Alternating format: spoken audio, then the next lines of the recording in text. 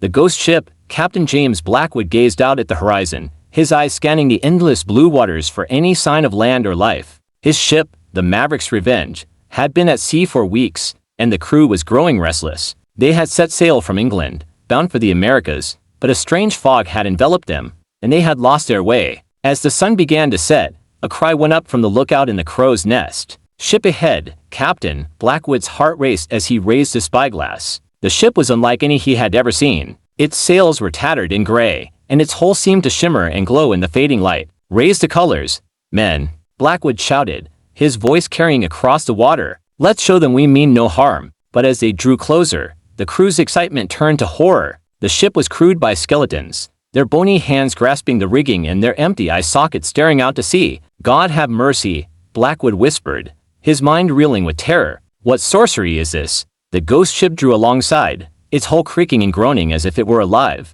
Blackwood could feel a chill run down his spine as a figure emerged from the shadows. It was a woman, her face deathly pale and her eyes black as coal. "Welcome, Captain Blackwood," she said, her voice like a sigh on the wind. "I have been waiting for you." Blackwood's crew was paralyzed with fear, unable to move or speak. The woman raised a hand, and the skeletons began to move, their bony fingers grasping for the living. "You should not have come here," she said, her eyes fixed on Blackwood. "Now you will join us in our eternal voyage." As the skeletons closed in, Blackwood knew that his only hope was to confront the woman and the dark magic that powered her ship. He drew his sword, the blade shining in the fading light. "I will not go down without a fight," he said, his voice steady and true. The woman smiled, her eyes glinting with malevolence. "We shall see about that, Captain," she said, her voice dripping with evil. And with that, the battle began. Blackwood and his crew fought valiantly, but they were no match for the ghostly crew and their supernatural powers. One by one, the living fell,